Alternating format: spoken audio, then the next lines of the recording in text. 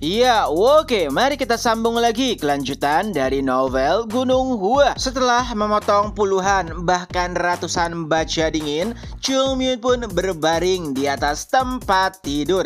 Ya, seluruh energi ki-nya terkulas, bahkan sulit baginya untuk bergerak. Murid-murid Gunung Hua yang menyaksikan hal tersebut mulai mengejeknya. Mereka mengatakan jika itu adalah senjata makan tuan. Nampaknya mereka sangat puas dengan apa yang telah didapat saat seseorang menanamnya. Tapi Chung Myun yang mendengarnya mulai kesal. Ia pun melemparkan sebuah bantal, tapi sayangnya karena tidak memiliki kekuatan, bahkan bantal tersebut tidak bisa menggapai mereka. Dan tentunya itu membuat Baekjun dan yang lainnya menggila tak kala melihat Chung Myun tidak memiliki kekuatan untuk menghajar mereka. Mereka pun mulai mengejek Chung Myun lebih dalam, hingga pada akhirnya Tang Soso pun muncul dan memerintahkan semua orang untuk meninggalkan Chung Myun. Ya, walaupun Baekjun yang lainnya tidak terlalu puas, tapi mereka tidak memiliki pilihan lain. Setelahnya, Tang Soso pun mulai merawat Chung Myun. Awalnya, Chung Myun mengeluh karena sulit baginya untuk menggerakkan seluruh sendi-sendi ototnya. Tapi Tang Soso berkata, malahan aneh jika kau bisa bergerak dengan leluasa tak kalah memotong baja dingin begitu banyaknya. Jika itu orang normal, mereka bahkan tidak akan pernah bisa bergerak. Tidak, lebih tepatnya tidak ada orang normal yang bisa memotong baja dingin. Setelah memberikan perawatan kepada Chung Myun, Tang Soso pun mulai menuju sebuah lemari dan membongkar isinya. Nah, ternyata di dalam lemari tersebut ada sebotol alkohol. Ia pun langsung mengambil dan menyitanya. Tang Soso sudah mengetahui bagaimana watak Chung Myun. Walaupun ia hampir mati, pastinya ia akan berusaha untuk minum. Setelah kepergian Soso, Chung Myun pun mulai bergumam, "Ah, tidak obatku. Setidaknya kau harus meninggalkan itu." Ya, Chung Myun merasa sedikit kecewa karena ia tidak bisa menengguk alkohol. Keesokan paginya, walaupun belum pulih sepenuhnya, Chung Myun pun bangkit dari tempat tidurnya. Ia ingin mengecek bagaimana perkembangan dari pembuatan pedang yang ia pinta. Dengan perlahan, Chung Myun pun menuju ruangan di mana ia memotong baja dingin sebelumnya.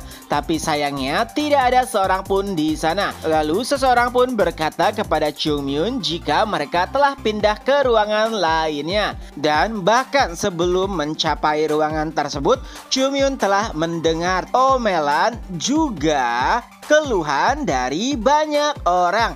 Ya, hampir sehari mereka menempa besi dingin tapi belum membuahkan hasil sedikit pun.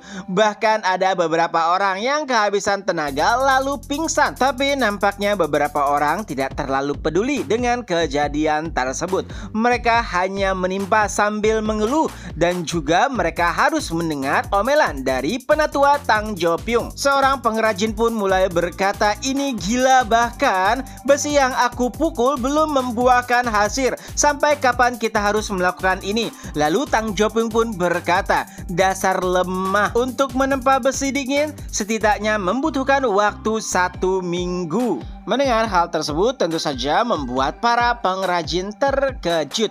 Begitu juga dengan Chung Myun, karena menurutnya itu sangatlah lama. Nah, setelah menyadari kehadiran Chung Myun, Tang Jopyung pun langsung menghampirinya. Ia berkata, "Oh, Plum Blossom Sain, apakah kau sudah jauh lebih baik?" Chung Myun pun bertanya, "Jadi apakah masih membutuhkan waktu yang lama?" Dan Tang Jopyung pun menjawab, tidak akan butuh waktu yang lama sampai dengan prosesnya selesai. Chung Myun nampak ragu. Ia berkata, "Benarkah?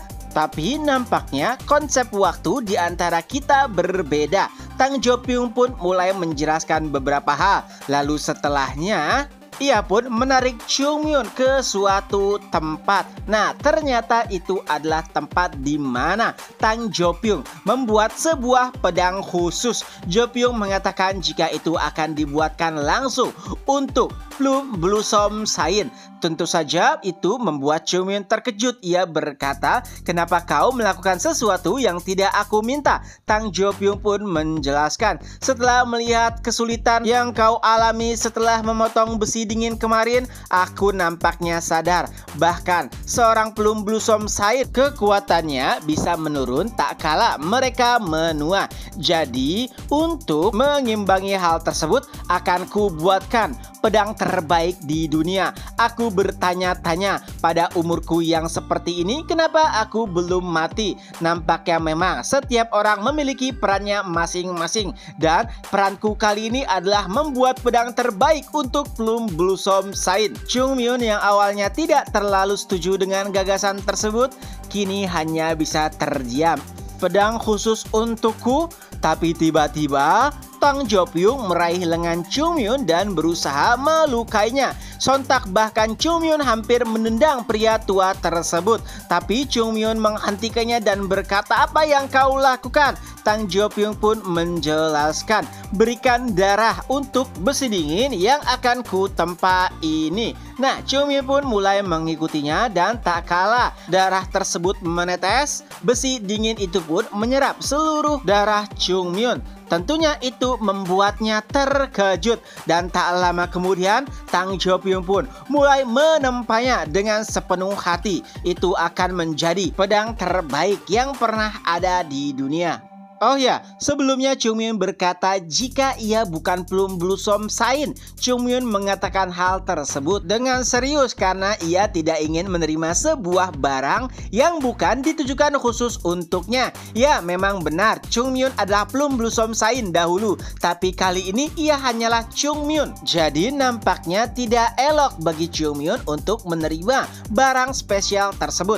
Tapi Tang Jo-pyung bersikukuh untuk memberikan pedang spesial tersebut untuknya. Di lain sisi, Tang Gunak memanggil Tang Pe. Ia bertanya, apakah kau baru-baru ini memasuki gudang? Dan Tang Pe pun menjawab, tidak, itu adalah hal yang aneh. Beberapa benda berharga, yaitu biji-bijian besi, menghilang di dalam gudang. Nah, gudang keluarga Tang sendiri berada di ruangan tengah. Walaupun tidak pernah dikunci, tapi semua orang tahu hanya kepala keluarga Tang yang boleh memasukinya. Dan saat Tang Pe menjelaskan jika kakek buyut Tang Jo-pyung memasukinya sebelumnya, itu membuat Tang Gunak terkejut karena tidak ada hal lain yang bisa ia pikirkan selain apa yang akan terjadi setelahnya. Dengan cepat ia pun langsung bergegas untuk menemui penatua ataupun kakek buyut Tang Jo-pyung. Dan setelah tiba,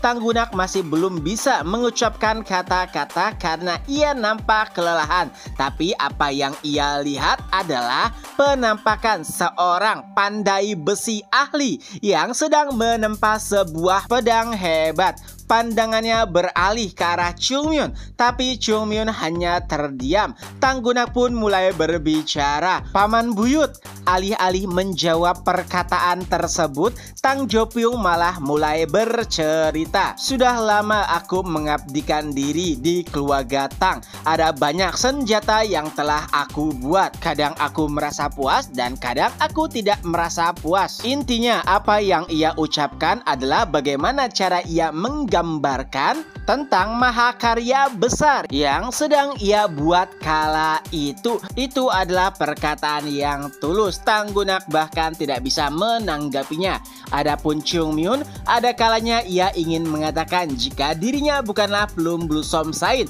tapi nampaknya Tang Jo-pyung tidak terlalu peduli.